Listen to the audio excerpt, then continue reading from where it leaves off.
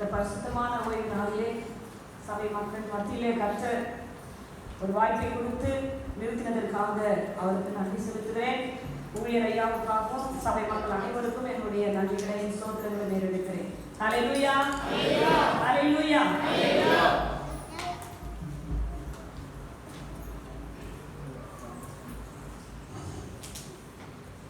இந்த நாளிலே கர்த்தருடைய செய்தியாகிய உங்கள் மத்தியில ஒரு படத்தை வச்சிருக்கிறேன். தூமபீடம் ஏன் நடுவில் வச்சிருக்கிறேன் அப்படின்னா அதுவும் ஒரு காரணம். இயேசு கிறிஸ்து ஒரு வார்த்தை சொல்லுவார், வேதத்தை ஆராய்ந்து பாருங்கள், அவைகளால் உங்களுக்கு நித்திய ஜீவன் உண்டு, அவைகள் என்னை குறித்து சாட்சி சொல்லுகிறது. வேதம் அப்படின்னு சொல்லும்போது அவர் சீஷர்கள் மத்தியிலே சரி, அப்ப இருந்த இஸ்ரவேல் மக்கள் மத்தியிலே சொன்ன காரியம் பழைய ஏற்பாட்டிலே இருந்த காரியங்கள். பழைய ஏற்பாடு நிழலா இருக்கிறது, இயேசு கிறிஸ்துவுக்கு பிறகு வந்த எல்லா காரியங்களும் நிஜமாகிறது. நிழலா இருந்ததை நிஜமாக்கினவர் இயேசு கிறிஸ்து. பழைய ஏற்பாட்டிலே சொல்லப்பட்ட இஸ்ரவேலுக்கு சொல்லப்பட்ட அத்தனை காரியங்களும் நிழலா இருந்தது. அன்றைக்கு அந்த மக்களுக்கு என்ன சொன்னாலும் தெரியாது, ஆனால் மாம்சத்துல எல்லாவற்றையும் செய்தார்கள், தேவனை ஆராதித்தார்கள். ஆனால் இயேசு கிறிஸ்து அந்த பழைய ஏற்பாட்டிலே சொல்லப்பட்ட அத்தனை நிழலாட்டங்களையும் நிஜமாக்கி இன்றைக்கு நம்முடைய கண்களுக்கு எல்லாவற்றையும் வெளிப்படுத்தி ஆவிக்குரிய ரீதியாக எல்லாவற்றையும் அறிந்து கொள்ளும்படியாக கர்த்தர் கிருபை பாராட்டி இருக்கிறார். ஹல்லேலூயா. இன்றைக்கும் இஸ்ரவேல் ஜனங்களுக்கு அறியாத எவ்வளவோ பெரிய ரகசியங்களை புதிய ஏற்பாட்டு சபை மக்களாக இருக்கிற கிறிஸ்தவர்களாகிய நமக்கு தெய்வம் வெளிப்படுத்தி கொண்டிருக்கிறார். ஹல்லேலூயா. கவனம் சிதறாம கர்த்தருடைய வார்த்தையை நாம் செவி கொடுத்து கேட்போம். யாத்ராகமம் 30ஆம் அதிகாரம்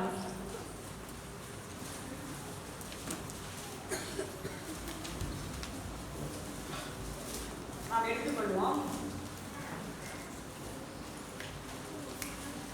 இந்த அதிகாரத்துல நீங்க வீட்டுல போயிட்டு வாசிக்கலாம்.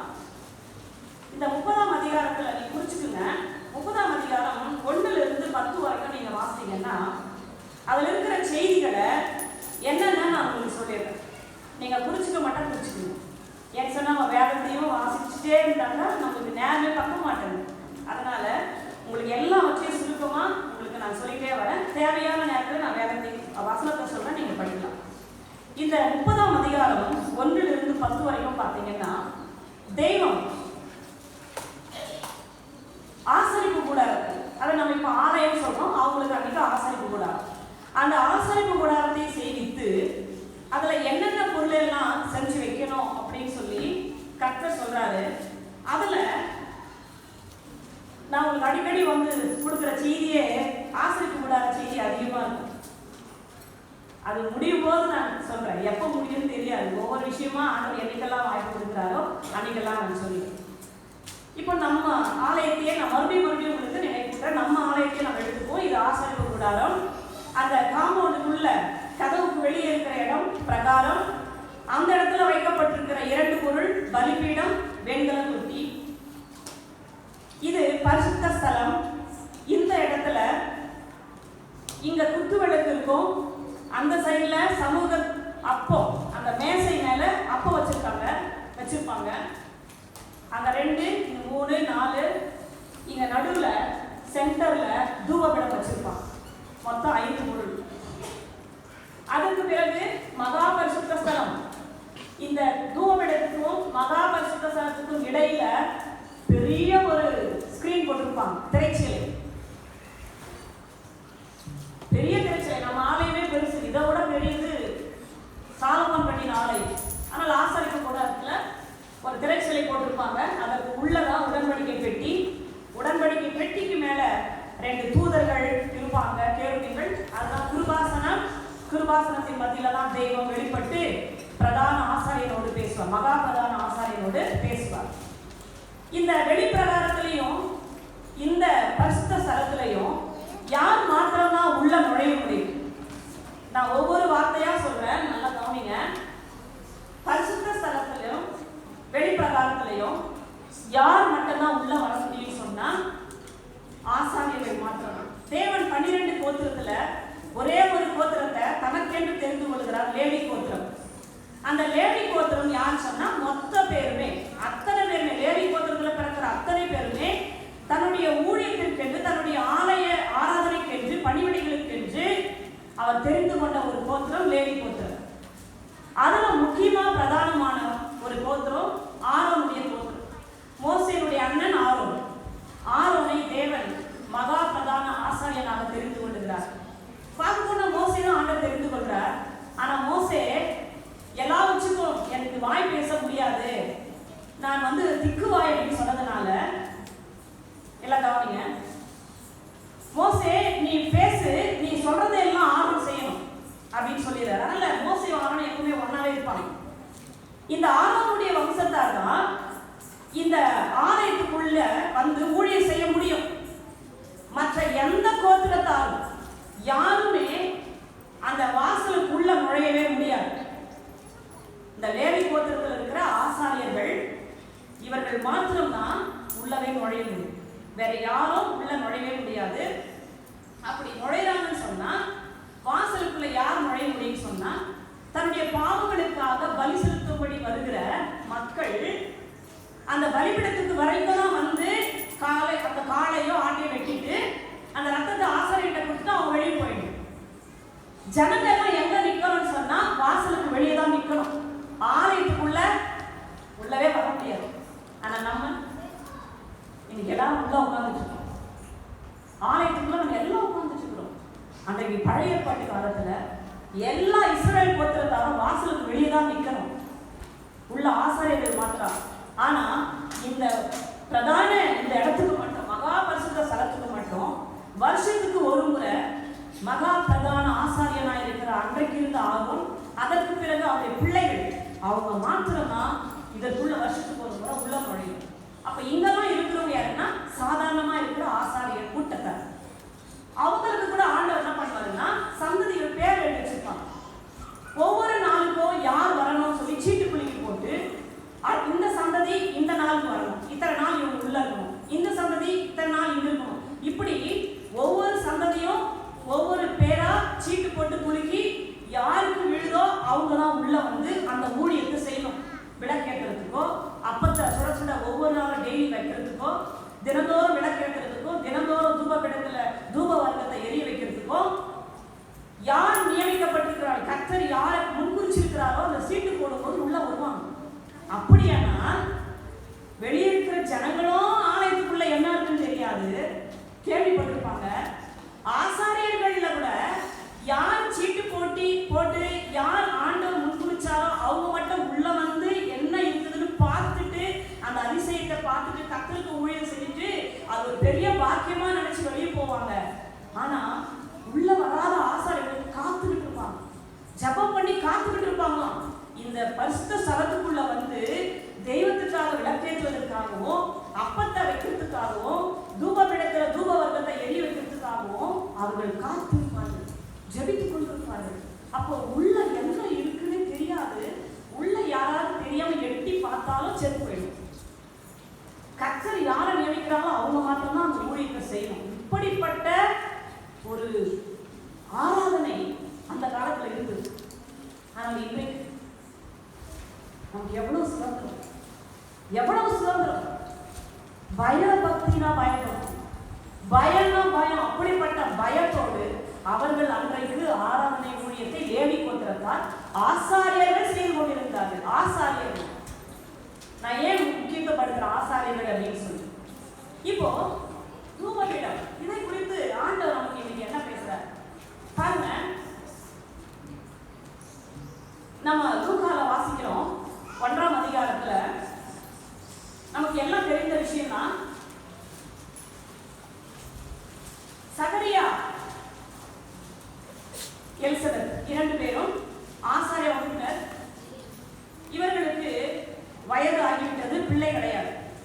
ஆனால் இந்த 2 பேரும், கணவன் மனைவி 2 பேரும் 1ஆம் அதிகாரத்துல 5ஆம் வசனத்திலிருந்து பார்த்தீங்கன்னா 10 வரைக்கும், நீங்க வீட்டில் போய் வாசிங்க, 5லிருந்து 10 வரைக்கும். நான் சொல்றத கவனிங்க. இந்த 2 பேரும் எப்படி இருந்தாங்கன்னா, கர்த்தரிட்ட கற்பனைகளின் படியேயும் நியமங்களின் படியேயும் குற்றமற்றவர்களாக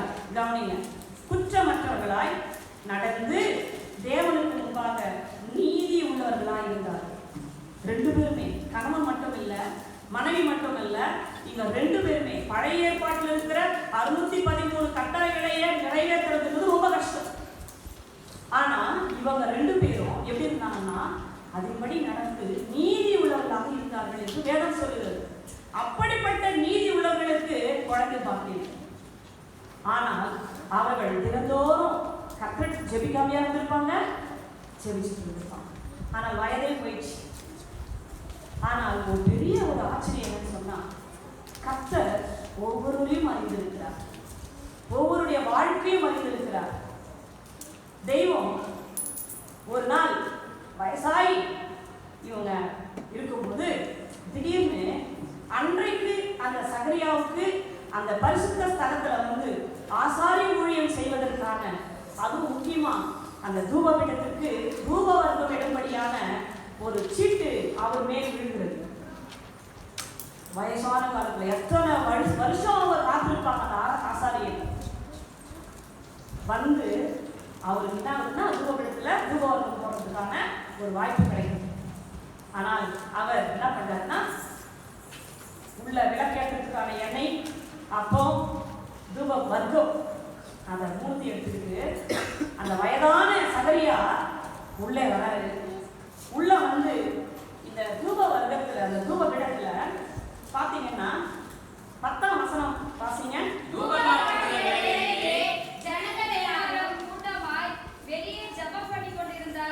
பாருங்க, தூப வர்க்கத்தை போட்டு சகரியா என்கிற அந்த வயதான மனிதன் தூப வர்க்கத்தை போட்டு பண்ணிட்டு இருக்கும் போது புகை எழுந்து வெளியே ஜனங்க எல்லாரும் என்ன பண்ணிட்டு இருக்காங்களா, ஜபம் பண்ணி கொண்டிருந்தார்கள். இன்றைக்கு நம்ம உள்ள உட்காந்து ஜபம் பண்ணிக்கிறோம். இன்னைக்கு பொதுவான ஜபம் சகோதரி ஒருத்தர் ஏறெடுத்தாங்க. எவ்வளவு நேரம் பொதுவான ஜபத்தை ஏறெடுத்தாங்க. அந்த இடத்துல நின்று எல்லாருக்காகவும், தனக்காக அவங்க வேண்டியில்லை, இங்க இருக்கிற சபை மக்களுக்காக, ஊழியருக்காக, குடும்பத்துக்காக, வெளியே இருக்கிற பிஷப்மாருக்காக, அவங்க மற்ற ஊழியர்களுக்காக, நாட்டுக்காக எல்லாத்தையும் ரவுண்ட் அடிச்சிட்டாங்க. இதுதாங்க தூபபீடத்துல தூபவர்க்கம் போடுறது. இந்த பொதுவான ஜபம் என்பது எல்லாருக்காகவும் தூப வர்க்கத்தை போட்டு தேவனுக்கு முன்பாக எழும்புகிற புகைதான் அந்த பொதுவான ஜபம். இங்க இந்த ஆசாரியனுடைய வேலை என்னன்னு சொன்னா, தூபபீடத்துல தூப வர்க்கம் போடுறது எதுக்குன்னு சொன்னா, தனக்காகவும் வெளியே நிற்கிற அத்தனை இஸ்ரவேல் மக்களுக்காகவும் அவங்க ஏறெடுக்கிற அந்த ஜபம் வெறுமையான அல்ல, தூப வர்க்கத்தை போட்டு ஒரு வாசனை எழும். அதை கூட கர்த்தர் 5 விதமான பொருட்களை சொல்லி வச்சுதான் நீங்க தூப வர்க்கம் பண்ணணும்னு சொல்லியிருக்கிறார். அதை நீங்க உங்க வீட்டுல எல்லாம் கொண்டு போக கூடாது. இங்கதான் இன்றைக்கும் இந்துக்களாகட்டும், முஸ்லிம்களாகட்டும் எல்லாரும் பார்த்தீங்கன்னா அவங்க பூசை அறையிலையும் சரி, கோயில்கள்லையும் சரி, அவங்க என்ன பண்ணுவாங்க, சாம்பிராணி புகை போட்டு அந்த இடமே புகை மண்டலமா இருக்கும். அவங்க எல்லாருமே யூஸ் பண்றாங்க. ஆனா அவங்களுக்கு அர்த்தம் தெரியாது. ஆனா அவங்க நிலையில்லாத அந்த உலகத்தில் இருக்கிற, இந்த உலகத்துக்கு தேவையானதை மாத்திரம் கொடுக்கக்கூடிய தெய்வத்துக்கு அந்த தூப வர்க்கத்தை போட்டு அவங்க தெய்வத்தை ஆராதிக்கிறாங்க. ஆனால் அவருடைய வாழ்க்கை இந்த உலகத்தோடு முடியும், இந்த உலகத்தின் தேவையோடு முடியும். ஆனால் நாம் கர்த்தருக்கு முன்பாக, பரலோக தேவனுக்கு முன்பாக, ஜீவனுள்ள தேவனுக்கு முன்பாய் தூபபீடத்தில் போடுற அந்த தூப வர்க்கத்தோடு கூடிய அந்த ஜெபம் என்பது தேவனுடைய சன்னிதானத்திலே அந்த புகை போயிட்டு அவர் அதை நுகருகிறார். நுகரும் பொழுது எல்லாருடைய அந்த ஜெபமும் அவர் என்ன பண்றாங்க, முகர்ந்து பார்க்கிறார், முகர்ந்து பார்க்கிறாங்க. இன்னைக்கு சகோதரி யார் எடுத்த அந்த ஜெபத்தை தெய்வம் தூபவர்க்கம் அவங்க போடல. ஆனா வேதம் சொல்லுகிறது, நாம் ஆவிக்குரிய, இன்றைக்கு 1 பேதுரு 2ஆம் அதிகாரத்தில் நம்ம வாசித்தோம். 1 பேதுரு 2ஆம் அதிகாரம்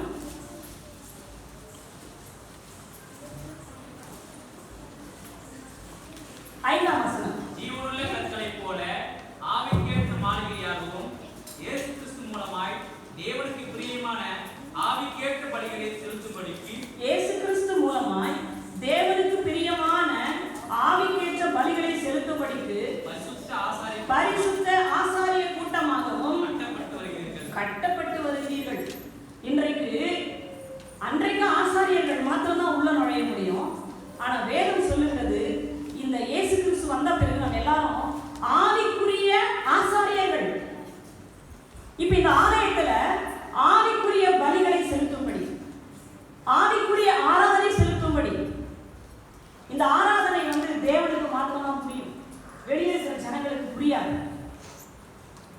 இந்த நாள்ல அந்த சகோதரி அவங்க ஜெபித்த ஜெபம் ஆண்டவருக்கு தெரியும். தூபவர்க்கத்தோடு கூடிய சுகந்த வாசனையா, நறுமண வாசனையா வீசப்பட்ட ஜெபங்கள். வெளிப்படுத்தின விசேஷம்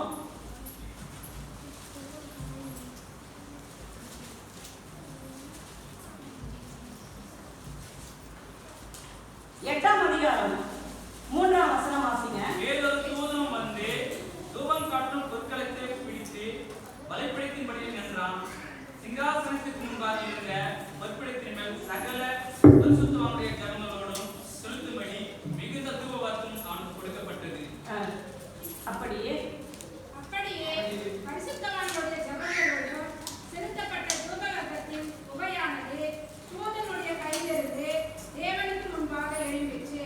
பாருங்க எவ்வளவு அழகா சொல்லப்பட்டிருக்கு. பரலோகத்துல தூதர்கள் என்ன பண்றாங்கன்னா, பரிசுத்தவான்களுடைய ஜெபங்களோடும் சகல பரிசுத்தவான்களுடைய ஜெபங்களோடும் செலுத்தும்படி மிகுந்த தூபவர்க்கம் அவனுக்கு கொடுக்கப்பட்டது. அந்த ஜெபங்களோடு செலுத்தப்பட்ட தூபவர்க்கத்தின் புகையானது தூதனுடைய கையில் இருந்து தேவனுக்கு முன்பாக எழும்பிற்று. அப்ப இந்த ஆலயத்துல வந்து ஜெபிக்கிற உங்களுடைய ஜெபங்கள், நம்முடைய ஜெபங்கள் தேவனுக்கு முன்பாக வாசனையாக அது என்ன பண்ணுமா, தூபவர்க்கம் போல புகையா எழும்பி அவருக்கு முன்பாக போகும். ஆனால் வேதம் சொல்லுகிறது, நீதிமொழிகள்ல படிக்கிறோம், வேதத்தை கேளாதவர்களுடைய ஜெபம் அருவருப்பானது. வேதத்தை கேளாதவர்கள் என்று சொன்னால் என்ன? நம்ம இன்னைக்கு வேதத்தை நிறைய பேர் வாசிக்கிறோம், கேட்கிறோம், கேட்க முடியும், எல்லாம் கேட்க முடியும். ஆனால் அங்க சொல்லப்பட்ட வார்த்தை என்னன்னு சொன்னா, கேளாதவர்கள் என்று சொன்னால் கீழ்ப்படியாதவர்கள். வேதத்தினுடைய வார்த்தைக்கு ஒவ்வொருத்தருக்கும் ஆண்டவர் அவங்களுக்கு அவங்களுடைய வாழ்க்கையில சில காரியங்களை சொல்லுவார், இப்படி இருக்கணும் அப்படி இருக்கணும்னு சொல்லி உணர்த்துவார். அப்போ அந்த வேதத்தினுடைய வார்த்தைக்கு கீழ்ப்படியாதவர்கள், கேளாதவர்களுடைய ஜெபம் எப்படி இருக்குன்னா, நுகர முடியாத அளவுக்கு, முகர முடியாத வாசனையா இல்லாம அருவருப்பாக இருக்கிறதா.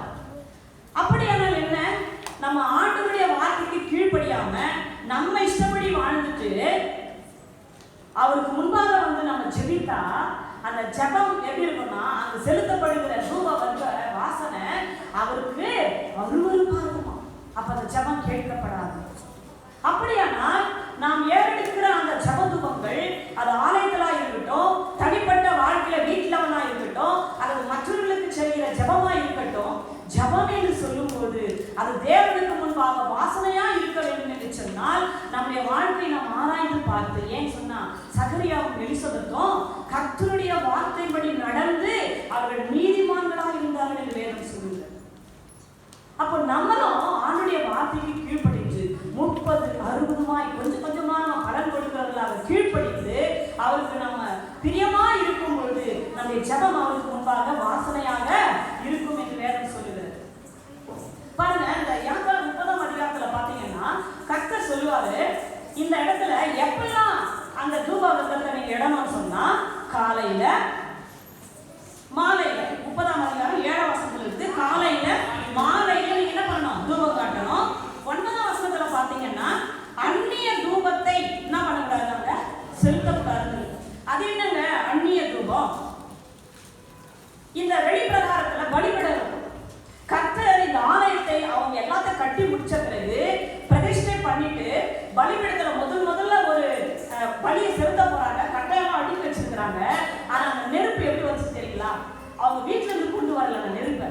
முதல்ல அந்த பலிபீடத்துல நெருப்பு எரிஞ்சு எப்படின்னு சொன்னா, தேவனுடைய அந்த பரிசுத்த ஸ்தலத்துல இருந்து அக்கினி இறங்கி, அந்த அக்கினி வானத்துல இருந்து இறங்கி அந்த அக்கினி புறப்பட்டு போய் பலிபீடத்தில் இருக்கிற கட்டைகளை முதலாக எரித்தது. அன்னைக்கு ஆரம்பிச்ச அக்கினி தான் அவங்க ஒவ்வொரு நாளும் மேல மேல ஒவ்வொரு நாளும் கட்டையை போட்டு போட்டு அவங்க என்ன பண்ணிட்டு இருப்பாங்க, எரி வச்சுக்கிட்டே இருப்பாங்க. இந்த தூபபீடத்துக்கு அக்கினியில அந்த புகையை போடணும், தூபவர்க்கத்தை போடணும் அப்படின்னு சொன்னா, கலசத்துல அந்த கரண்டியில பலிபீடத்தில் இருக்கிற அக்கினிய கரண்டியில எடுத்து வீட்டுல இருக்கிற நெருப்பு எடுத்து வரக்கூடாது, வெளியே இருக்கிற நெருப்பு எடுக்கக்கூடாது. பலிபீடத்துல தெய்வம் பற்ற வைக்க அவருடைய பரிசுத்த அக்கினியால எரியப்படுகிற அந்த நெருப்பை எடுத்துக்கிட்டு தான் இங்க வந்து என்ன பண்ணணும், அந்த புகைய போடணும்.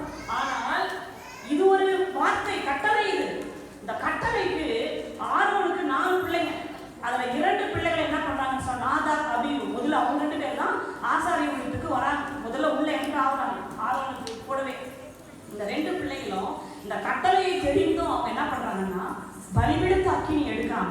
வேற எங்கிருந்தோ அக்கினியை நெருப்ப அந்த கலசத்துல போட்டு தூப வர்க்கத்தை இங்க போடுறாங்க பாருங்க. 2 பேரும் அங்கேயே செத்தாங்க.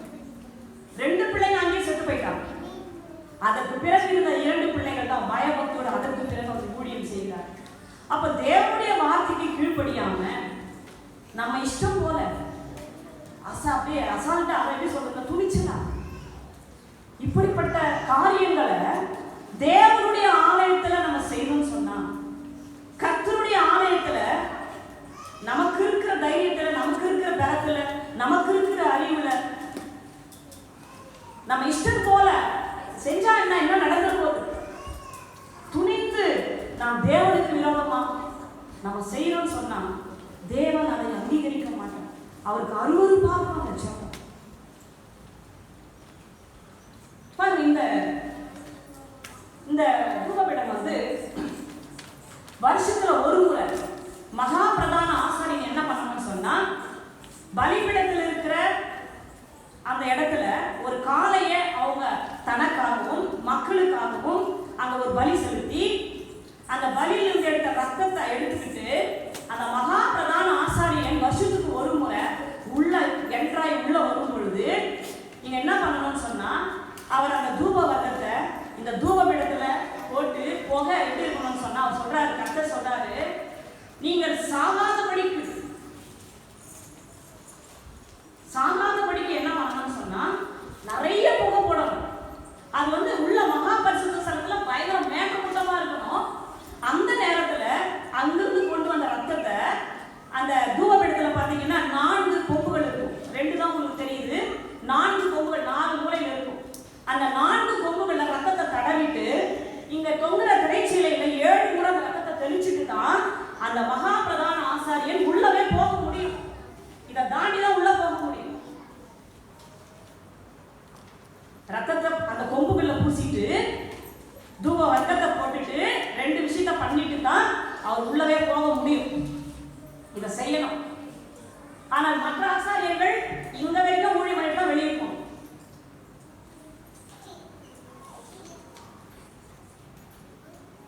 இந்த தூபபீடம் என்பது, இந்த தூப கலசத்துல போடுற தூப வர்க்கம் என்பது எவ்வளவு ஒரு மேன்மையான ஒரு காரியம் தெரியுங்களா?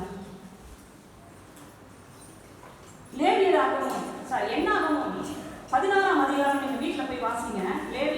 என்னாகவும் 16ஆம் அதிகாரம்.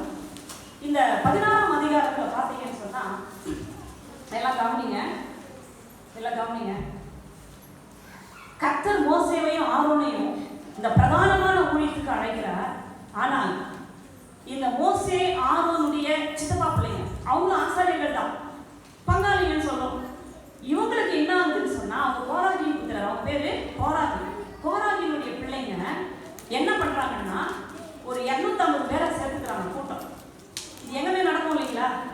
வெளியே உலக பிரகாரமான வாழ்க்கையும் சரி, சபையிலையும் சரி, எல்லா இடங்களிலேயும் நடக்கிற ஒரு விஷயம் சொன்னா, ஒரு நன்மையான ஒரு காரியம் நடக்குதுன்னு சொன்னா அதுக்கு ஆப்போசிட்டா என்ன நடக்கும்? வேற ஒரு கூட்டம் எழுப்பும். இது பிசாசோட காரியம். ஒரு உண்மைன்னா ஒரு பொய், ஒரு வெளிச்சம்னா ஒரு இருள். இந்த இடத்துல உண்மையாய் கர்த்தருக்காய் ஊழியம் செய்கிற இவர்களுக்கு விரோதமா சத்துரு என்ன பண்றான்னா, ஆலயத்துல அந்த சபையில ஒரு கூட்டத்தை எழுப்புறான். அதுக்கு பிரதானமான தலைவர் யாருன்னா கோராகு இருக்கிறார்.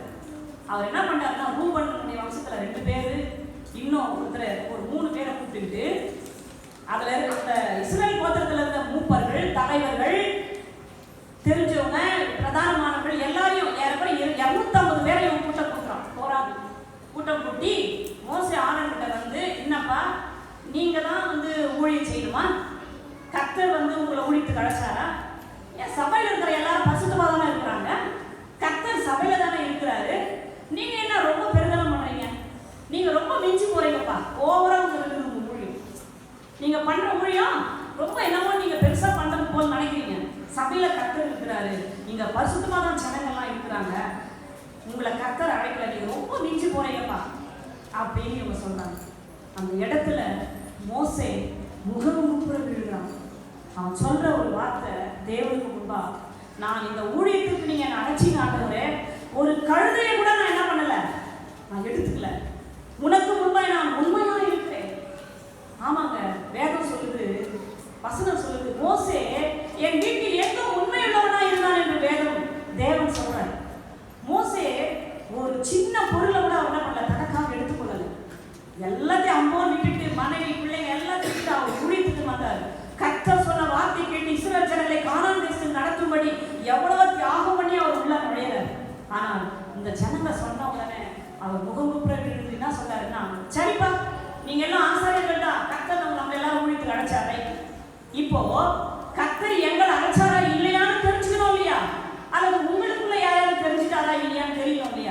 என்ன பண்ணுங்க, 250 பேரும் 250 தூப கலசங்களை எடுத்துக்கிட்டு அக்கினியில தூப வர்க்கத்தை போட்டு எடுத்துட்டு வாங்க தேவனுடைய சன்னதிக்கு முன்பாக. நானும் ஆரோனும் 2 பேரும் நாங்களும் தூப கலசத்துல அக்கினியை போட்டு தூப வர்க்கத்தை கொண்டு வரோம். கர்த்தர் யாரை தெரிந்து கொள்கிறாரோ தெரிந்து கொள்ளட்டும் அப்படின்னு சொல்லும் பொழுது இந்த 250 பேரும் 250 தூப கலசத்தை எடுத்துக்கிட்டு அக்கினியை போட்டு தூப வர்க்கத்தை எடுத்துட்டு வராங்க. அப்போ கர்த்தர் சொன்னார் மோசே கிட்ட, மோசே இந்த சபையை விட்டு வெளியே நீ ஆரோட போயிடு, மொத்த பேரையும் அழிச்சிடுற, மொத்த பேரையும் நான் சாகடிச்சிடுறேன். ஆனா மோசே அந்த இடத்துல பாத்தீங்கன்னா அப்படியே முகமுப்புற மறுபடியும் விழுற, முகமுப்புற விழுந்து, தேவனே ஒருவன் பாவம் செய்திருக்க எல்லாரையும் ஏன் சாவடிக்கணும் ஆண்டவரே. ஐயா, மோசேக்கு கர்த்தர் மேல ரொம்ப அன்பு. அதை காட்டிலும் கர்த்தர் தன்னை அழைத்து கொண்டு போகணும்னு சொல்லி இஸ்ரவேல் ஜனங்கள், அந்த இஸ்ரவேல் ஜனங்கள் மேல இன்னும் அன்பு. ஏன்னு சொன்னா தேவன் தனக்கு கொடுத்த இஸ்ரவேல் மக்களை கானான் தேசத்துக்கு கொண்டு போய் சேர்க்கணும்.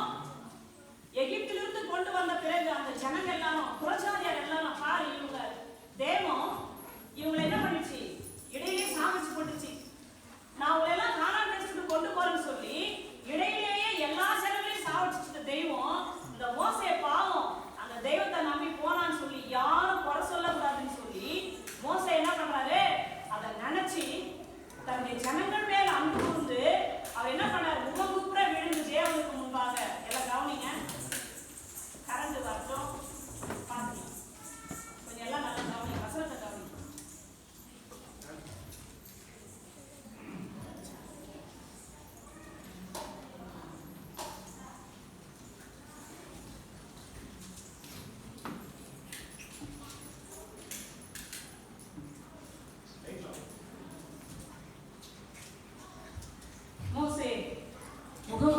தேவனுக்கு முன்பாக பரிந்து பேசுகிறார். என்ன செய்யறாருங்க, என்ன செய்யறாரு, பரிந்து பேசுறாரு. வேணாப்பா எல்லாரையும் அழிச்சிடாதீங்க. கடைசியில என்ன நடக்குதுன்னு சொன்னா தெய்வம் அந்த 250 பேரையும் மாத்திரம்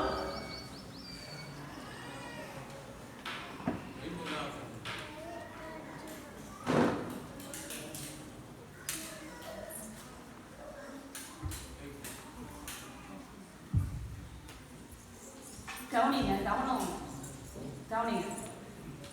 இந்த 250 பேரையும் தெய்வம் உயிரோட பாதாளத்துக்குள்ள அவர் அழிச்சு போட்டுறாரு. மறுநாள் என்ன நடக்குதுன்னு சொன்னா இஸ்ரவேல் ஜனமே என்ன பண்ணுது, மோசேக்கு ஆரோனுக்கு விரோதமா எழும்பி வராங்க. இஸ்ரவேல் ஜனம் ஃபுல்லா எழும்பி வராங்க. மறுநாள் 12 கோத்திரக்காரங்க வராங்க. வந்து மோசே ஆரோனை பார்த்து, எவ்வளோ பேர் செத்து போயிட்டாங்களே, எல்லாத்துக்கும் காரணம் நீங்க தான் சொல்லும் போது மறுபடியும் தெய்வம் சொல்றாரு, மோசே இந்த ஜனங்க பொல்லாதவங்களா இருக்காங்க, இவங்க என்னுடைய கட்டளைகளை புரிஞ்சுக்கல, என்னுடைய நடத்துதலை இவங்க புரிஞ்சுக்கல, உங்களுக்கு விரோதமா எழுப்புகிற இந்த ஜன கூட்டத்தை நான் என்ன பண்றேன், அழிச்சு போடுறேன்.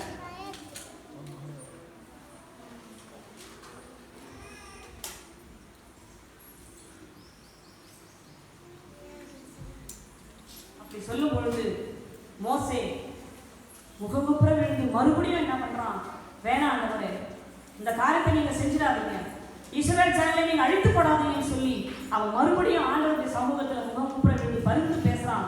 ஆனாலும் கர்த்தருடைய கோபம் அங்க எழும்புது, அக்கினி பட்சிக்கிறது, நிறைய பேர் வாதையினால சாகுறாங்க, சாக ஆரம்பிக்குது. பட்டு பட்டு பட்டு பட்டு நிறைய பேர் அந்த இஸ்ரவேல் ஜனங்கள் எல்லாரும் ஒவ்வொருத்தரா செத்துக்கிட்டே இருக்கும் பொழுது அங்க மோசே சொல்ற ஒரு காரியம்,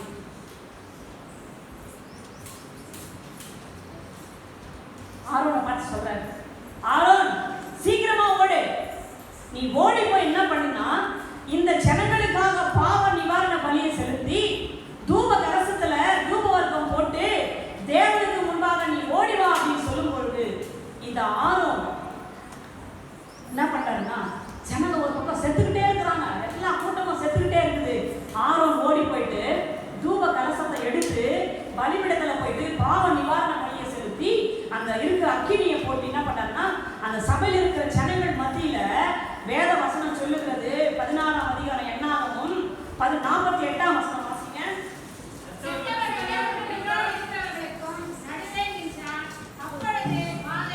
செத்தவர்களுக்கும் உயிரோடு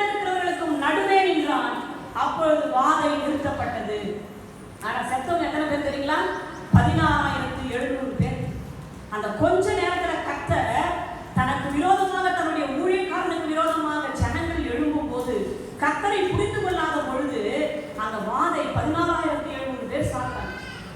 இன்றைக்கு ஆலயத்திலேயோ சபையிலேயோ இப்படிப்பட்ட காரியம் தேவனுக்கு விரோதமாகவோ அல்லது உண்மையாய் ஊழியம் செய்கிற தேவனால் அழைக்கப்பட்ட ஊழியர்களுக்கு விரோதமாகவோ ஜனம் இப்படி ஆப்போசிட்டா எழுப்புனா அன்னைக்கு நடந்த மாதிரி இன்னைக்கு நடந்த எத்தனை பேர் சாகும்?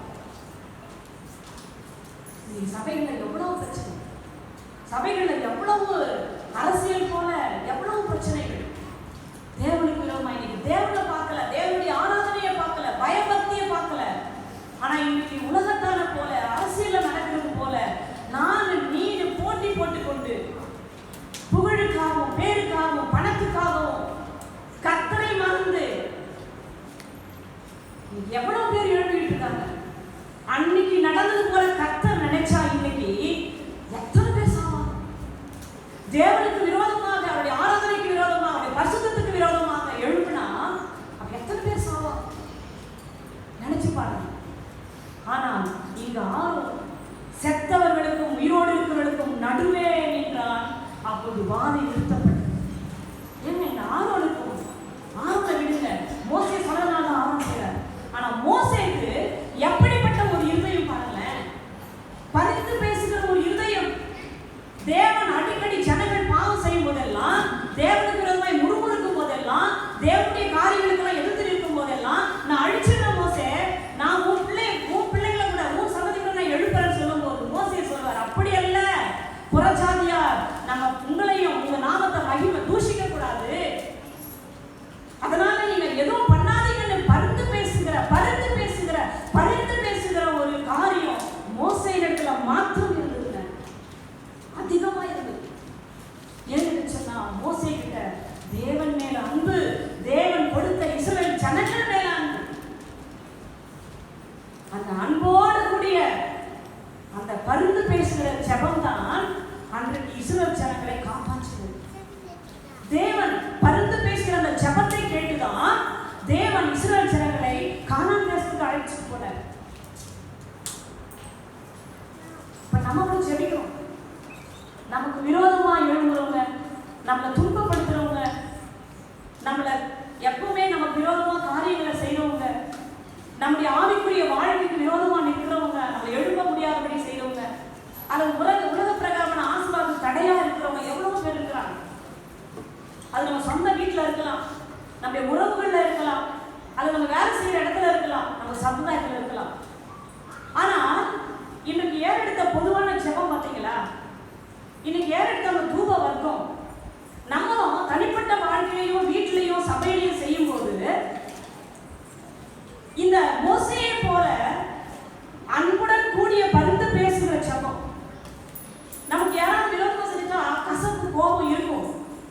ஜெபம் பண்ணும்போது நம்ம என்ன பண்ணுவோம் சொன்னா, கர்த்தருக்கு முன்பாக வேற வழியே இல்லை, அவங்களுக்காக ஜெபிச்சுதான் அப்படின்னு சொல்லி நம்ம என்ன பண்ணுவோம்னா உதட்டுல நம்ம ஜெபம் பண்ணுவோம். ஆண்டவரே அவங்களை ஆசீர்வதி.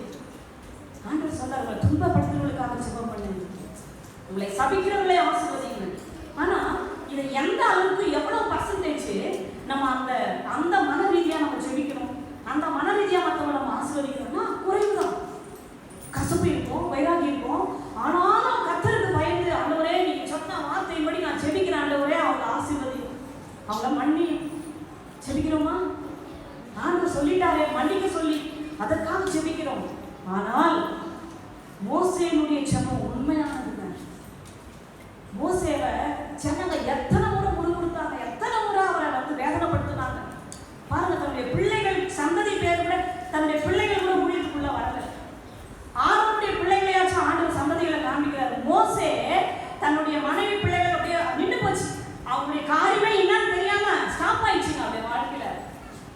அவருடைய வாழ்க்கையில எதையுமே அனுபவிக்கல, எல்லாம் கிடைச்சது. எகிப்துல எவ்வளவு பெரிய ஆசீர்வாதம் கிடைச்சது. ஆனால் கர்த்தர் அழைத்த அந்த அழைப்புக்கு இணங்கி அவர் எல்லாத்தையும் விட்டு அவர் என்ன பண்ணார்? அவருடைய ஊழியத்தை செய்யும்படி கர்த்தர் சொன்ன வார்த்தைக்கு கீழ்ப்படிந்து எல்லாத்தையும் விட்டுட்டு இன்னைக்கு எத்தனையோ ஊழியர்கள் என்ன பண்ணாங்க தப்பு சொல்லல. தனக்கு பின்னாடி என் பிள்ளைங்க ஊழியம் செய்யணும், தனக்கு பின்னாடி என்னுடைய ஆலயத்தை அவன் கவனிச்சுக்கணும்னு எவ்வளவு கவனமா இருக்கிறாங்க, அதுக்காக எவ்வளவு ஜெபிக்கிறாங்க. ஆனா மோசே கர்த்தர் என்ன சொன்னார் அவர் செஞ்சார். ஆரோனிய பிள்ளைகளை ஆண்டவர் வீட்டுக்கு அழைக்கிறார். ஒரு துளி கொடுங்க, அதான் சொல்றாரு, ஒரு கழுதை கூட நான் எடுத்துக்கலங்க மோசே.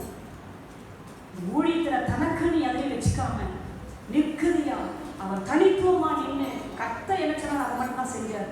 அவருக்குள்ள இருந்த ஒரு காரியம் என்னன்னு சொன்னா உண்மை, உண்மை, அன்பு.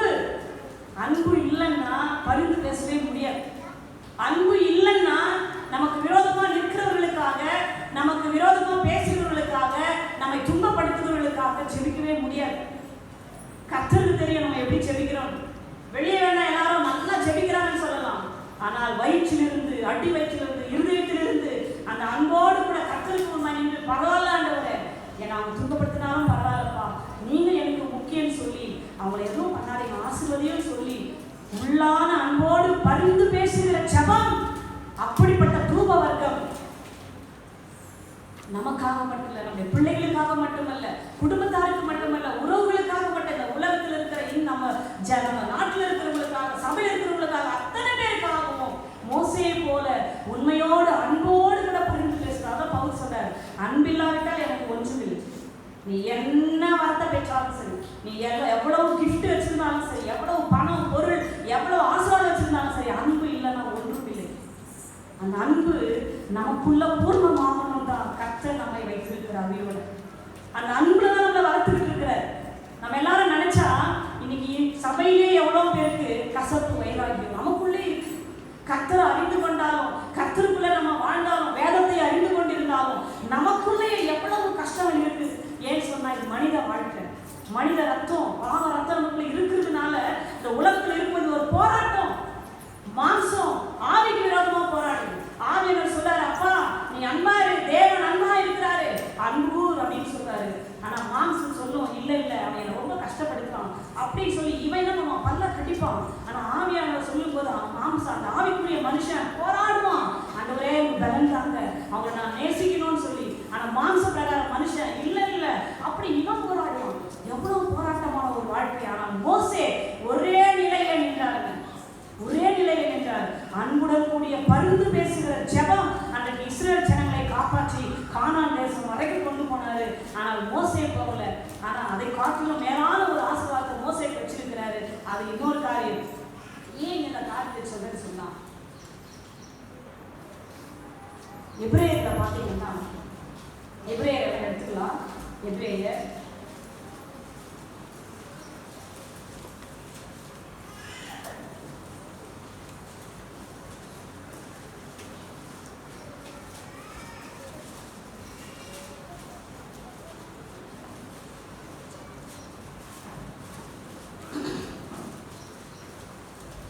9ஆம் அதிகாரம்.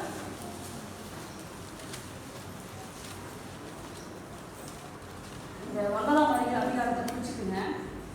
இதுல 1ஆம் 2ஆம் 3ஆம் 4ஆம் வசனத்தை நம்ம பார்த்தோம்னு சொன்னா சரி படிக்கலாம். அன்றையும் முதலாம் உடன்படிக்கையானது ஆராதனைக்கேற்ற முறைமைகளும் பூமிக்குரிய பரிசுத்த ஸ்தலமும் உடையதாக இருந்தது. எப்படி எனில் ஒரு கூடாரம் உண்டாக்கப்பட்டிருந்தது.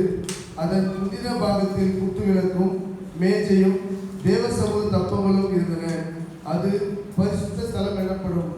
2ஆம் திரைக்குள்ளே இந்த இடத்துல ஒரு கூடாரம் உண்டாக்கப்பட்டிருந்தது. அதன் முந்தின பாகத்தில் என்னென்ன இருக்குதுங்களா? குத்து விளக்கும். நல்லா கவனிங்க, வசனம் படிக்கலாம். இந்த இடத்துல கவனிங்க. அதன் முந்தின பாகத்தில் குத்து விளக்கும், குத்து விளக்கு மேஜையும், இந்த இடத்துல இருக்கு. மேஜையும், மேசை அந்த பக்கத்துல இருக்கு. தேவ சமூக தப்பங்களும் அந்த மேசை மேல அப்பங்கள் வைக்கப்பட்டிருக்கிறது இருந்தன. இது பரிசுத்த ஸ்தலம் எனப்படும். இந்த இடம் என்னங்க? நீங்க உட்கார்ந்துக்கிற இடமே பரிசுத்த ஸ்தலம் தான். அதை மட்டும் நம்ம என்னைக்குமே வந்து உட்கார்ந்ததெல்லாம் நினைச்சுக்கணும். இது பரிசுத்த ஸ்தலம். குத்து விளக்கை பத்தி சொல்லியாச்சு. மேசை இருக்கு, மேசை மேல அப்பங்கள் இருக்குன்னு சொல்லியாச்சு. 2ஆம் திரைக்குள்ளே, 2ஆம் திரைக்குள்ளே இங்க பாருங்க. இப்ப அங்க ஒரு கதவு இருக்கு, அதாவது வெடி பிரகாரம் கதவு இருக்கு. அன்னைக்கு சீலை இருக்கு, அதாவது திரைச்சீலை இருக்கு. இப்போ இது முதல் திரைச்சீலை. இப்போ பரிசுத்த ஸ்தலத்துக்கு அடுத்தது மகா பரிசுத்த ஸ்தலம். இந்த இடத்துல 2ஆம் திரைச்சீலை பெருசா இருக்கும். இரண்டாம் திரைக்குள்ளே மகா பரிசுத்த ஸ்தலம் எனப்பட்ட கூடாரம் இருந்தது. அதிலே பொன்னால் செய்த தூப கலசமும் முழுவதும் பொற்தகடு பொறித்திருக்கப்பட்ட உடன்படிக்கை பெட்டியும் இருந்தன. அந்த பெட்டியிலே மன்னா வைக்கப்பட்ட பொற்பாத்திரமும் ஆரோனுடைய கரிந்த கோலும் உடன்படிக்கையின் கற்பலகைகளும் இருந்தன. அதற்கு மேலே மகிமையுள்ள கேருபீன்கள் வைக்கப்பட்டு கிருபாசனத்தை நிலைநிறுத்திருந்தன. இவைகளை குறித்து விவரமாய் பேச இப்போது சமயமில்லை. இப்போ இரண்டாம் அந்த திரைக்குள்ளே மகா பரிசுத்த ஸ்தலம் எனப்பட்ட கூடாரம் இருந்தது. அதிலே என்ன இருந்ததுலாம்? என்ன இருந்தது? ஆனா பழைய ஏற்பாட்டுல பாத்தீங்கன்னா பொன்னால் செய்த தூபம் எங்க இருந்தது? திரைச்சிலைக்கு முன்னால இருந்தது. திரைச்சிலைக்கு முன்னால இருந்தது. ஆனால் இயேசு கிறிஸ்து சிலுவையில நமக்காக மரித்த பிறகு என்ன நடந்தது தெரியுங்களா? ஒரு விஷயம் நடந்தது. திரைச்சிலை இரண்டாய் பிரிந்துச்சு. ஏன் சொன்னா ஜனங்கள் எல்லாரும் அந்த வாசலுக்கு வெளியே தான் நின்றுட்டு இருப்பாங்க. அண்ணால் கூட ஜெபிக்கும் பொழுது அங்கிருந்து என்ன பண்றாங்கன்னா ஜெபிக்கிறாங்க. உள்ள தேவனுடைய அந்த ஸ்தலத்தை பார்த்து கண்ணீர் விட்டு அழுது ஜெபிக்கிறாங்க. யாராலையும் மகா பரிசுத்த ஸ்தலத்தை பார்க்க முடியாது. இங்க வர ஆசாரிகளாலையும் பார்க்க முடியாது. அப்படிப்பட்ட திரைச்சீலை இந்த இரண்டு இடத்துலயும் நடுவுல இருக்கு. ஆனா அந்த திரைச்சீலை இயேசு கிறிஸ்து சிலுவையில மரித்த பிறகு பழைய ஏற்பாட்டிலே சொல்லப்பட்ட இந்த காரியத்துல மகா பரிசுத்த ஸ்தலத்துல தேவனை யாராலையுமே அந்த இடத்துல உணர முடியாது. அந்த இடத்துல அந்த பிரசனத்துக்குள்ளே வர முடியாத சூழ்நிலை இருந்த பொழுது நம்ம ஆண்டவராகிய இயேசு கிறிஸ்து என்ன பண்ணாருன்னா திரைச்சீலை இரண்டாய் பிரிந்தது. சரீரம் கிழிந்தது போல, தன்னுடைய சரீரம் கிழிந்தது போல கிழிந்த உடனே இந்த திரைச்சீலை இரண்டாய் கிழிஞ்ச உடனே என்ன ஆகுதுன்னா அங்க நிலநடுக்கம் உண்டாகுது, பூமி அதிர்ச்சி உண்டாகுது. இந்த இடத்துல பாத்தீங்கன்னா பாருங்க, பழைய ஏற்பாட்டு காலத்துல ஆசாரிய கூடாரத்துல திரைச்சீலைக்கு முன்பாக வைக்கப்பட்டிருந்த இந்த தூபபீடம் புதிய ஏற்பாட்டுல பார்க்கிறோம் எங்க இருக்குதுன்னா திரைச்சீலைக்கு உள்ள போயிடுச்சு. இந்த தூபபீடம் எங்க போச்சுன்னா உள்ள போயிடுச்சு. ஏன் உள்ள போச்சு? இந்த தூபபீடமே பரிந்து பேசுகிற ஜபம். ஜபம் ஏறெடுக்கப்படும் போது ஏறெடுக்கப்படுகிற தூபவர்க்கம் போட்டு ஏறெடுக்கப்படுகிற ஒரு இடம் இது. ஜனங்களுக்காகவும் தனக்காகவும் ஆசாரியர்கள் தூபவர்க்கத்தை போட்டு ஏறெடுக்கிற ஒரு இடம், பரிந்து பேசுகிற ஒரு இடம். ஆனால் இது மகா பரிசுத்த ஸ்தலத்துக்குள்ள இயேசு கிறிஸ்து மரித்த பிறகு உள்ள காணப்படுகிறது. இந்த எபிரேயத்தில் சொல்லப்பட்டது. ஏன் சொன்னா வசனம் சொல்லுது, நம்ம ஆண்டவராகிய இயேசு கிறிஸ்து பாருங்க, மரிக்கிறதுக்கு முன்னாடி அப்ப இருந்த ஒரு ஆசாரியன், பிரதான ஆசாரியன் என்ன பண்றான்னா இயேசு கிறிஸ்து அந்த ஸ்லைட்ல எழுதியிருப்பாங்க, இவர் தேவனுடைய குமாரன், இவன் யூதருக்கு ராஜா எழுதியிருப்பான். இதை எழுதின உடனே அந்த மகா பிரதான ஆசாரியனுக்கு பிடிக்காம கோபப்பட்டு தன்னுடைய வஸ்திரத்தை கிழிப்பான். வசனம் சொல்லுது பழைய ஏற்பாட்டுல மகா பிரதான ஆசாரியன் தன்னுடைய வஸ்திரத்தை என்ன பண்ணக்கூடாது? கிழிக்க கூடாது. கிழிச்சா அதோட அந்த ஆசாரிய ஊழியம் நின்று போயிடும். அவ்வளவு காலம் ஆசாரிய ட்ரெஸ், அவ்வளவு மேன்மையாய் பாதுகாக்கப்பட்ட ஆசாரியனுடைய அந்த ட்ரெஸ் இயேசு கிறிஸ்துவ அவன் ஏற்றுக்கொள்ளாம, இவர் யூதருக்கு ராஜா என்று சொல்றதை அவனால ஏற்றுக்கொள்ள முடியாம, நம்ப முடியாம அவன் என்ன பண்றான்னு சொன்னா அந்த வாசகத்தை பார்த்து அதை ஏற்றுக்கொள்ள பிடிக்காம தன்னுடைய வஸ்திரத்தை கிழிச்சா பாருங்க, அதோட ஆசாரிய ஊழியம் நின்று போகிறது. அதோடு பலி செலுத்துகிற காரியம் நின்று போகிறது. அதோடு பழைய ஏற்பாட்டில் இருந்த அந்த மாம்ச பிரகாரமான ஆசாரிய ஊழியம் நின்று போகிறது. எல்லாம் ஸ்டாப் ஆயிடுச்சு. அதுக்கு பிறகு அந்த மகா பிரதான ஆசாரிய பட்டத்தை யார் எடுத்துக்கிறான்னு சொன்னா நம்ம ஆண்டவராகிய இயேசு.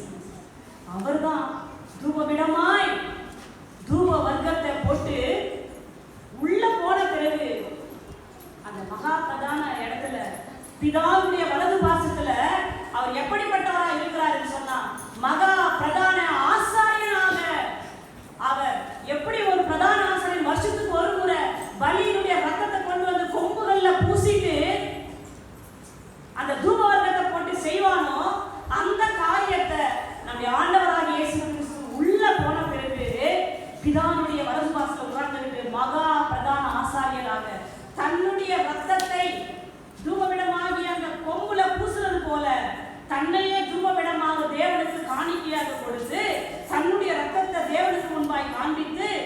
நமக்காக 1 யோவான் 2ஆம் அதிகாரம் 2ஆம் வசனம் சொல்லுது. 1ஆம் வசனம் என் பிள்ளைகளே நீங்கள் பாவம் செய்யாதபடிக்கு இவைகளை உங்களுக்கு எழுதுகிறேன். ஒருவன் பாவம் செய்வானானால் நீதிபரராய் இருக்கிற இயேசு கிறிஸ்து நமக்காக பிதாவினிடத்தில் பரிந்து பேசுகிறவராய் இருக்கிறார். எப்படி பேசுறாங்களா? பரிந்து பேசுறாராம். யார்கிட்ட? பிதாவினிடத்துல. யாராவது இயேசு கிறிஸ்து யார் சொல்லுதுன்னா நீதிபரர். நீதிபரர்னா இங்கிலீஷ்ல போய் பார்த்தீங்கன்னா அட்வொகேட். இங்கிலீஷ்ல நீதிபரருக்கு பேரு அட்வொகேட். அட்வொகேட்னா வக்கீல். ஒரு வக்கீல் என்ன பண்ணுவாருன்னா அவர் நினைச்சா தப்பு செய்யறவங்க என்ன பண்ண முடியும்? காப்பாற்ற முடியும். அவருக்கு அந்த ஒரு தகுதி இருக்கு. ஏதாவது ஒரு சின்ன துணுக்க வச்சு கூட தப்பு பண்றவங்க என்ன பண்ண முடியும்? அங்க தப்பு செய்யாதவனா வக்கீலால மட்டும் தான் காட்ட முடியும். இந்த இடத்துல நம்ம எல்லாரும் தப்பு பண்றவங்க, நம்ம எல்லாரும் இந்த உலகத்துல பாவம் செய்யறவங்க. ஆனால் நம்ம ஆண்டவராக இயேசு கிறிஸ்து எப்படின்னா அட்வொகேட்டா, நீதிபரரா, பரிந்து பேசுகிறவர்.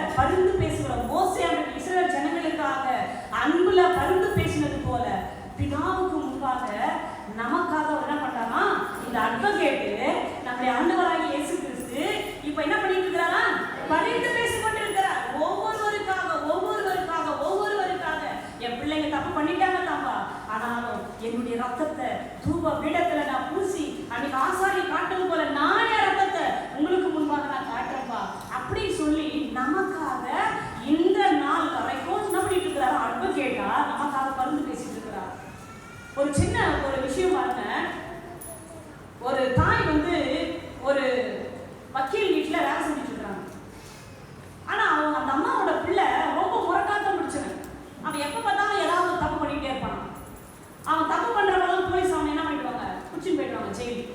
உடனே இந்த அம்மா ஓடி வந்து வக்கீல் கிட்ட, ஐயா என் பிள்ளை எப்படியாச்சும் காப்பாத்திருங்க ஐயான்னு கேட்கும்போது இந்த வக்கீல் என்ன பண்ணுவாரு? அட்வொகேட்டு இந்த அம்மா மேல இருக்கிற அன்புல என்ன பண்ணாரு? அந்த பையனை போயிட்டு எப்படியாச்சும் வாதாடி அவன் ஒரு தப்பு பண்ணலன்னு எப்படியோ ஒண்ணு நம்ம காப்பாத்திருக்கு. இப்படி பல முறை இந்த பையனை காப்பாத்திக்கிட்டே இருக்கிறாரு. ஆனா இந்த அட்வொகேட் என்ன பண்றாருன்னா இந்த வேலை செஞ்சுக்கிட்டே மேற்படிப்பு படிச்சுக்கிட்டே இருக்கிறாரு. ஒரு நாள் அவர் ஜட்ஜா மாறிடுறாரு. நியாயம் தீர்க்கிறவராக, நியாயாதிபதியாக ஒரு ஜட்ஜா அவர் மாறிட்டார். மாறின பிறகு ஒரு நாள் அவர் ஜட்ஜா இருக்கிற காலகட்டத்துல அதே தாய் அந்த வீட்டுல அவர்கிட்ட வந்து, ஐயா என் பையன் தப்பு பண்ணிட்டான் ஐயா, அவன் எப்படியாச்சும் நீங்க தான் காப்பாற்றணும்னு சொல்லும் போது சரி அப்படின்றாரு. இப்ப அவர் எங்க இருக்கிறாருன்னா அட்வொகேட்டா இல்ல, நியாயாதிபதியாக சிங்காசனத்துல உட்கார்ந்துட்டு இருக்கிறார். இப்ப அந்த பையன் நின்றுட்டு இருக்கிறான். அவருடைய தவறை சொல்றாங்க. நீதிபதி, நியாயாதிபதி அவர் என்ன பண்றாருன்னா ஒரு முத்திரை போட்டு அவனுக்கு ஒரு தண்டனை கொடுத்து அனுப்பிடுச்சு. அம்மாவுக்கு ஒண்ணுமே புரியல. ஐயா இவ்வளவு நாளா என் பிள்ளைய காப்பாத்துறீங்களே, இப்ப ஏன் நீங்க அவனை கைவிட்டுட்டீங்கன்னு கேட்கும்போது அந்த அட்வொகேட்டா இருந்து ஜட்ஜா மாதிரி சொல்றாரு, அம்மா இவ்வளவு நாளா நான் பரிந்து பேசுறவனா ஒரு அட்வொகேட்டா நான் இருந்தேன்.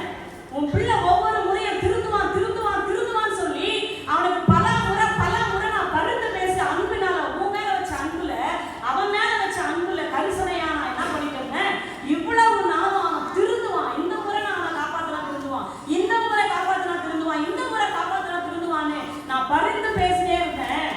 ஆனா இவ்வளவு காலமும் நான் கொடுத்த காலங்களை அவன் பயன்படுத்திக் கொள்ளவில்லை.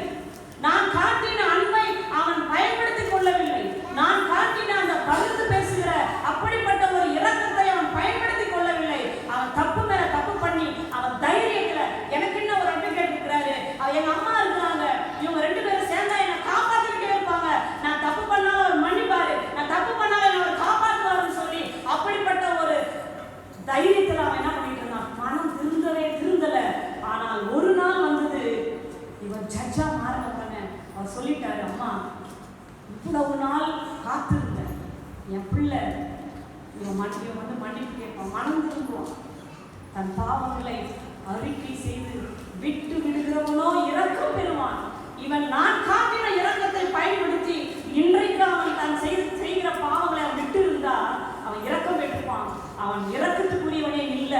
அவன் உன்னையும் உனக்காய் பரிந்து பேசின என்னையும் அவன் அசட்டையா நினைச்சதுனால நான் இன்றைக்கு நீதிபதி நியாயாதிபதியா இருப்பதனால தப்புதான் அப்படின்னு சொல்லி நான் அவனுக்கு எப்படிப்பட்ட தண்டனை கொடுத்தேன். ஐயா, ஆண்டவராகிய இயேசு கிறிஸ்து ரகசிய வருகையில வரும் வரைக்கும் அவர் மீண்டும் ராஜாதி ராஜாவாக கர்த்தாவாக ஒரு நியாயாதிபதியாக நியாய தீர்ப்பு நாளிலே சிங்காசனத்திலே அமருகிற நாள் வரைக்கும் நமக்கு இரக்கம், நமக்கு பரிந்து பேசுகிற ஜெபம் நம்முடைய மகா பிரதான ஆசாரியனாகிய இயேசு கிறிஸ்து பிதாவிடத்திலே பரிந்து பேசிக் கொண்டிருக்கிறார். 1 யோவான் 2ஆம் அதிகாரம் 1 ஒரு சாதாரண ஒரு வசனம் அல்ல, அது ஜீவனுள்ள வார்த்தை.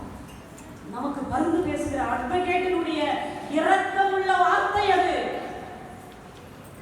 என்னைக்கு சாவும் தெரியாதுங்க, என்னைக்கு நம்ம இந்த உலகத்தை விட்டு கர்த்தர் எடுப்பாருன்னு தெரியாது. அவர் காட்டுகிற கிருபையை அசட்டையா நினைக்க கூடாது, அவர் காட்டுகிற இரக்கத்தை அசட்டையா நினைக்க கூடாது, அவர் நமக்கு பரிந்து பேசுகிற அன்பை அசட்டையா நினைக்க கூடாது.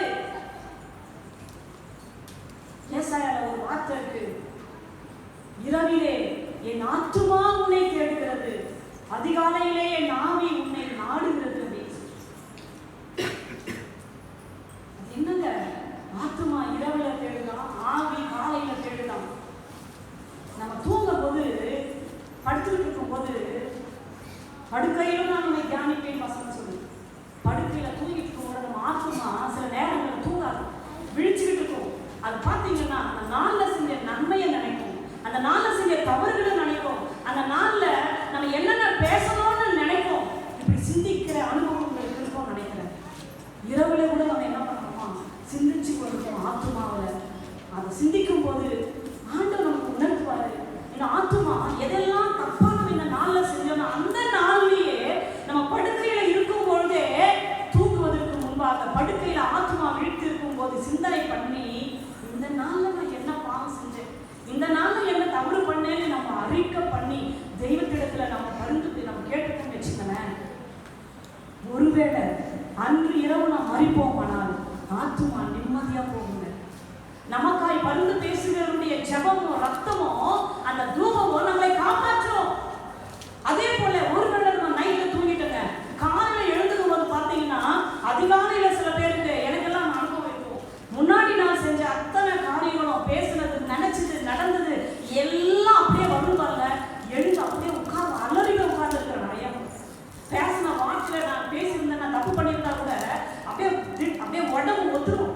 எழுந்து உட்கார்ந்து அதை அறிக்கை பண்ணிட்டு ஆண்டவருக்கு நன்றி சொல்லிட்டு அது 1 மணியோ 2 மணியோ கண்ணு திறக்க முடியாது. ஆனாலும் அந்த ஆவி பார்த்தீங்கன்னா உயிரோட அப்படியே அது வந்து அப்படியே உயிர்த்து இருக்கும், அது வந்து உயிரோட நினைச்சுக்கிட்டு இருக்கும். சரீரம் மட்டும்தான் சோர்ந்து வேறு ஆண்டவர் சொல்றாரு, சரீரம் பலவீனம் உள்ளது, ஆவியை உற்சாகம் இருக்குங்க.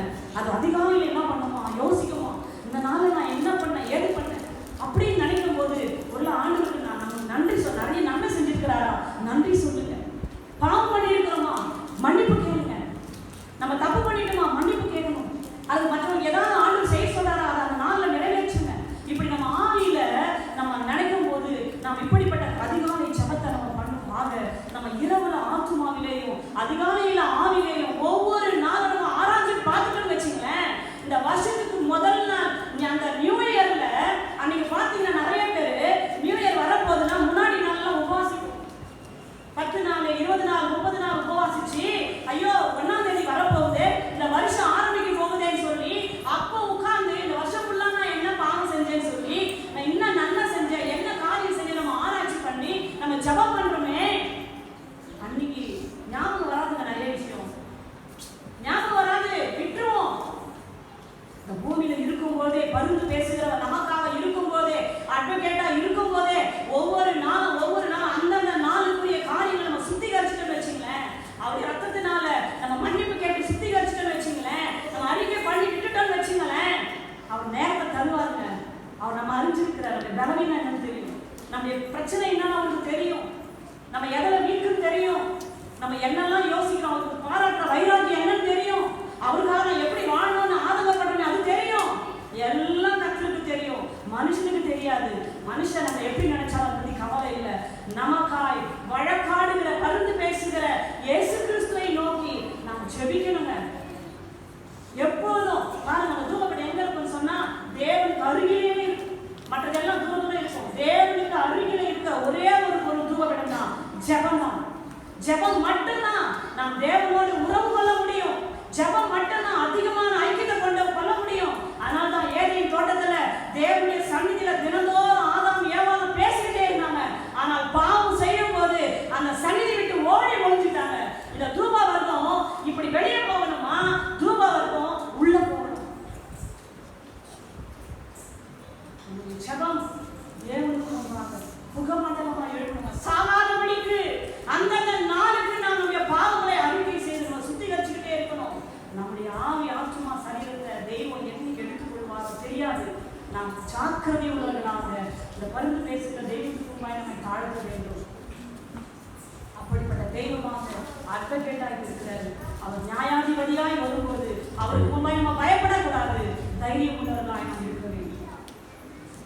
ஹல்லேலூயா, ஹல்லேலூயா, ஹல்லேலூயா. ஆண்டவர் நம்மை அவர் மகா பிரதான ஆசாரியர். நம்மளெல்லாம் ஆண்டவர் சொல்றாரு, 1 பேர் நாம் படிச்சோம். நம்மெல்லாம் யாருன்னா ஆவிக்குரிய பணிகளை செலுத்துகிற ஆசாரிய கூட்டமாக கட்டப்பட்டு வருகிறீர்கள். இன்னைக்கு இந்த ஆலயத்தில் உட்கார்ந்து இருக்கிற எல்லாருமே ஆசாரியர்கள் தான். நமக்குள்ள தூபபீடம் இருக்க வேண்டும். இந்த நாள்ல ஆவியானவர் சொல்லுகிற காரியம், நீ ஒரு ஆசாரிப்பு கூடாரம், நீ தேவனுடைய ஆலயம், நீ ஒரு ஆசாரியன், நீதான் ஆலயம், நீதான் ஆசாரிப்பு கூடாரம், நீதான் ஆசாரியன். நீ தனிப்பட்ட வாழ்க்கை நீதான் ஆசாரியன். நீ கட்டப்படணும். ஒவ்வொருத்தரும் இந்த ஆலயத்துல எப்படி ஒரு செங்கல் மேல வச்சு கட்டினது போல இந்த பரவத்து சபையில இருக்கிற நாம் இந்த பரவத்து சபையில மனவாட்டிகளாக இந்த ஆசாரிப்பு கூடாரத்துல ஒவ்வொரு செங்கலா நம்ம கட்டப்படணும். ஒவ்வொரு ஆசாரியரா நாம் இருக்கணும். இது நம்முடைய ஆசாரிப்பு கூடாரம். நமக்குள்ள தூபபீடம் இருக்கணும். இங்கிருந்து எழுப்புகிற புகை, இங்கிருந்து எழுப்புகிற ஜெபம் பரிந்து பேசுகிற தேவனுக்கு முன்பாக அருவருப்பாக அல்ல, வாசனை உள்ள தூப வர்க்கமாய் இருக்க வேண்டும். ஹல்லேலூயா, ஹல்லேலூயா. கண்களை மூடி ஜெபிப்போம். பிதாவே, நன்றியோடு ஸ்தோத்திரிக்கிறோம். நாளிலே ஆண்டவரே, நீர் எங்களை ஆசாரிய கூட்டமாக எழுப்பிக் கொண்டு வருகிறீர். நாங்கள் ஆசாரிப்பு கூடாரமாக தேவனுடைய ஆலயமாக இருக்கிறோம் என்று நீ சொல்லி இருக்கிறீர்.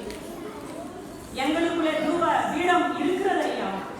இதில் எழும்புகிற புகை ஜெப தூபமானவர்களே நமக்கு பிரியமானதாக இருக்க வேண்டும் ஐயா. ஒவ்வொரு நாளும் நாங்கள் சுத்திகரிக்கப்பட வேண்டும் ஆண்டவரே. எப்பொழுதும் நாங்கள் ஆயத்தமாக இருக்க வேண்டும் ஆண்டவரே. எங்களுக்கு மகா பிரதான ஆசாரியராக அட்வொகேட்டாக இந்த நாளிலே ஆண்டவரை எங்களுக்கு பரிந்து பேசுகிற தெய்வமா என் ஆண்டவர் இயேசு கிறிஸ்து இருக்கிறாரப்பா. அந்த தைரியத்திலே நாங்கள் வாழ்கிறோம். இந்த நாளிலே பரிசுத்த ஆவியானவர் எங்களுக்கு சொல்லிக் கொடுத்த இந்த வார்த்தைகளுக்காக நன்றி செலுத்துகிறோம். பிதாவே, நீர் எங்களுக்கு இரக்கம் பாராட்டி ஆண்டவரை இந்த நாளிலே எங்களுடைய கண்களை திறந்ததற்காக எங்களுடைய ஆவிக்குரிய உள்ளான மனுஷன் ஆண்டவரை ஆவிக்குரிய உணவை அப்பத்தை ஆண்டவரை நீ கொடுத்து இந்த நாளுக்குரிய கரத்தினால் நிரப்பினதற்காக ஆண்டவரே இயேசு கிறிஸ்து ரகசிய வருவதற்கு இந்த நாளுக்குரிய அப்பத்தை கொடுத்து எங்களை ஆயத்தப்படுத்தினதற்காக எங்களுக்குள்ளே ஒரு உயிர்வீழ்ச்சியை கொடுத்ததற்காக நன்றியோடு உம்மை ஸ்தோத்திரிக்கிறோம். எங்கள் உள்ளான ஆத்மாவை பூரிப்பித்ததற்காக நன்றி. உணவு கொடுத்து ஆசீர்வாதத்துக்காக நன்றி. துதிகான மகிமை எல்லாம் உமக்கே செலுத்துகிறோம். இயேசு கிறிஸ்துவின் வல்லமையுள்ள நாமத்தில் பிதாவே. ஆமென், ஆமென். ஆண்டவருடைய வார்த்தைகளை கேட்டு நாம் அனைவரும் எழுந்து நின்று உம்மை பாடாத நாட்கள் இல்லையே என்ற பாடலை பாடும்போது நம்ம நம்முடைய காணிக்கைகளை ஆண்டவர் கேட்டு நாம்